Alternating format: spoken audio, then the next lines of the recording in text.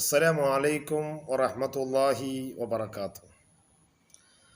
അൽഹംദുലില്ലാഹി റബ്ബിൽ ആലമീൻ. അല്ലാഹുമ്മ സ്വല്ലി അലാ സയ്യിദിനാ മുഹമ്മദിൻ അദദ മാ ഫീ ഇൽമില്ലാഹി സ്വലാത്തൻ ദായിമത്തൻ ബിദവാമിൽ കില്ലാ.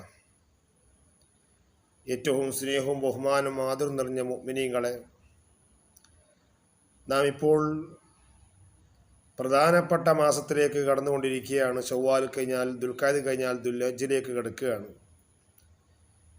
അപ്പം ഹജ്ജിന് പോകുന്ന ആളുകളും ഉംറക്ക് പോകുന്ന ആളുകൾ ധാരാളമുണ്ടല്ലോ. ഹജ്ജിന് പോകുന്ന ധാരാളം ഹാജിമാർ ഉണ്ട്. അള്ളാഹുവർക്കൊക്കെ ഹജ്ജും മബറൂറുമായ ഉംറയും ഹജ്ജും ചെയ്തുകൊണ്ട് തിരിച്ചു വരാൻ അള്ളാഹു തൗഫീഖ് നൽകുമാറാവട്ടെ.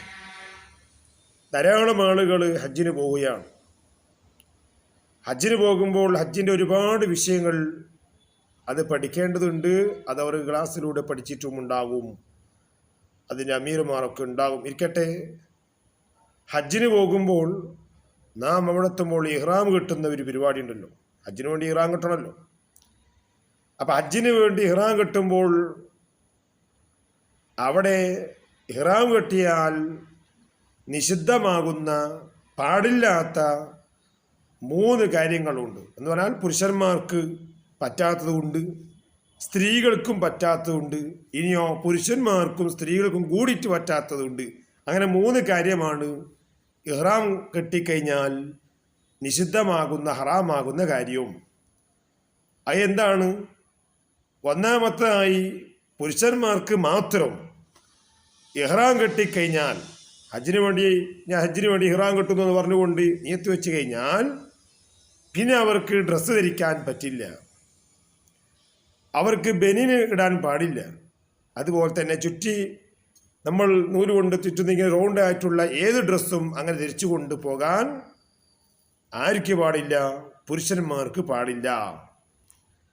തലമറക്കാനും പാടില്ല. അങ്ങനെ ഒരുപാട് കാര്യങ്ങളുണ്ട്. ഹജ്ജിന് വേണ്ടി ഇഹ്റാം കെട്ടിക്കഴിഞ്ഞാൽ, ഉംറക്കാല ഹജ്ജിനായാലും ഇഹ്റാം കെട്ടുമ്പോൾ പുരുഷന്മാർക്ക് ചുറ്റിത്തുണിയതായ ആ വസ്ത്രം ഒന്നും ധരിക്കാൻ അവർക്ക് പാടില്ല, നിഷിദ്ധമാണ്. അത് ഇസ്ലാമിൻ്റെ നിയമമാണ്. അതെന്ത് ചോദിക്കാൻ പാടില്ല.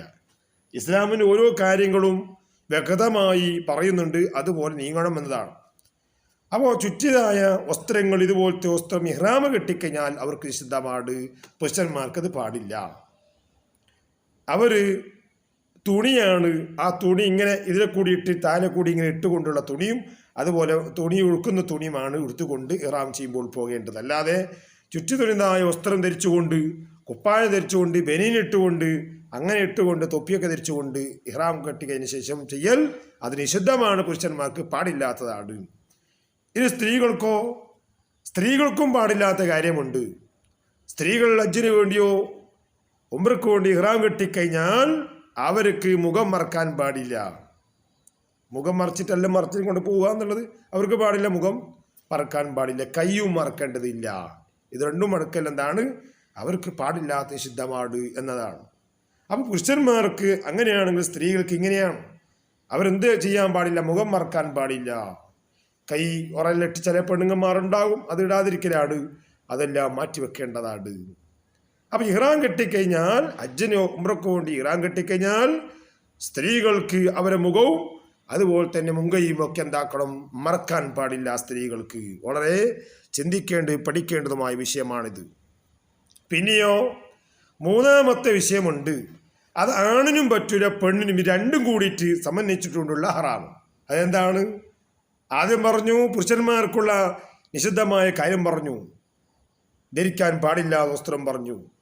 സ്ത്രീകൾക്കും മുഖവും മുങ്കയും മറക്കാൻ പാടില്ലെന്ന് പറഞ്ഞു. 3ാമത്തെ വിഷയമുണ്ട്. അത് സ്ത്രീയും പുരുഷന്മാരും കൂടിയിട്ട് നിഷിദ്ധമാകുന്ന കാര്യമാണ്. അതേതാണ്? സ്ത്രീയും പുരുഷന്മാരും കൂടിയിട്ട് പാടില്ലാത്തത്, സ്ത്രീയും പുരുഷന്മാരും കൂടിയിട്ട് ആ ഒരു സ്ത്രീയോ പുരുഷനോ അങ്ങോട്ട് ചുംബനം നടത്തുക എന്നുള്ളത് പാടില്ല. ഇഹ്റാം കെട്ടിക്കൊണ്ട് വികാരത്തിൻ്റെതായ ആ വികാരം തോടെയുള്ള ചുംബനം അത് നിഷിദ്ധമാണ്. അവിടെ ചുംബിക്കാൻ പാടില്ല. വികാരങ്ങൾ ഇളക്കുന്നവർക്കുള്ള ആ ഒരു സ്നേഹബന്ധവും ചുംബിക്കലും അത് പാടില്ലാത്തതാണ്. ഒരിക്കലും പാടില്ല.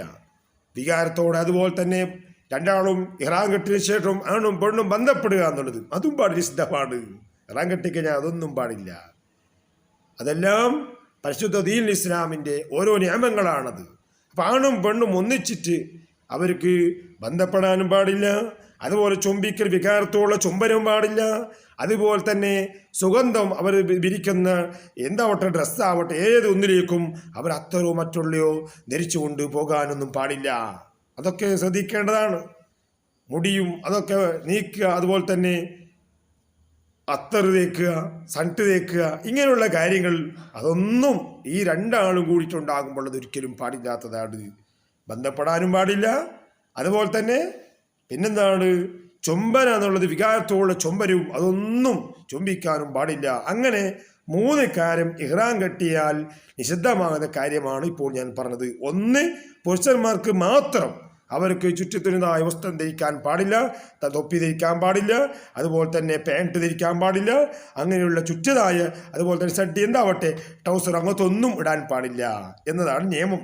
പുരുഷന്മാർക്ക് അങ്ങനെയാണെങ്കിൽ സ്ത്രീകൾക്കോ മുഖയും മറക്കാനും പാടില്ല. രണ്ടാമത്തത്. മൂന്നാമത്തത്, സ്ത്രീയും പുരുഷനും കൂടിയിട്ട് ഒന്നിച്ചിട്ടുള്ള ആ ബന്ധം, ആ സ്ഖലനം, അതുപോലെ തന്നെ അവിടെ വിവാഹം കഴിക്കലും മറ്റുള്ള എല്ലാ കാര്യങ്ങളും ഇഹ്റാമിന് ശേഷം അതൊക്കെ നിഷിദ്ധമാണ്. ചില ആളുണ്ടാവും നടത്തിക്കഴിഞ്ഞാൽ ഇഹ്റാം കെട്ടി പോയാൽ സ്ത്രീകളെ കാണുമ്പോൾ എന്തെല്ലാം ചിന്തിച്ചു പോയാൽ നമ്മുടെ ഹജ്ജും ഉംറയൊക്കെ ബാത്തിലായി പോകും. അള്ളാഹു കാത്തുരക്ഷിക്കുമാറാവട്ടെ.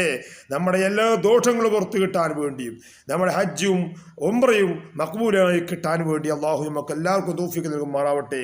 ഒരുപാട് ആളുകൾ നമ്മൾ ഈ നാട്ടിൽ നിന്നും എല്ലാ നാട്ടിൽ നിന്നും പോകുന്നുണ്ട്.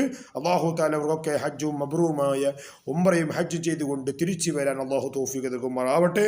അതുപോലെ ചെയ്തുകൊണ്ട് വന്ന അവിടെ ഹജ്ജ് ഉംറയും അള്ളാഹു തആല സ്വീകരിക്കുമാറാവട്ടെ. അവിടേക്കൊക്കെ നമ്മളെല്ലാവരും ഹജ്ജിനും ഉംറക്കൊക്കെ പോയ ആളുകളുണ്ട്. അവിടൊക്കെ ഹജ്ജ് അള്ളാഹു സ്വീകരിക്കുമാറാവട്ടെ. പോകുന്നവർക്കൊക്കെ മഖ്ബൂലുമായ ഹജ്ജ് ഉംറ ചെയ്തുകൊണ്ട് വരാൻ അള്ളാഹു തൗഫീഖ് നൽകുമാറാവട്ടെ എന്ന് മാത്രമാണ് ഇഹ്റാം കെട്ടിയാലുള്ള നിഷിദ്ധമായ കാര്യങ്ങൾ ഒരുപാടുണ്ട്. ഞാനിപ്പോൾ 3 മാത്രമേ പറഞ്ഞിട്ടുള്ളൂ.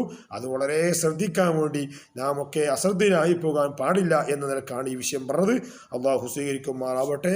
അസ്സലാമു അലൈക്കും വറഹ്മത്തുള്ളാഹി വബറകാതുഹു.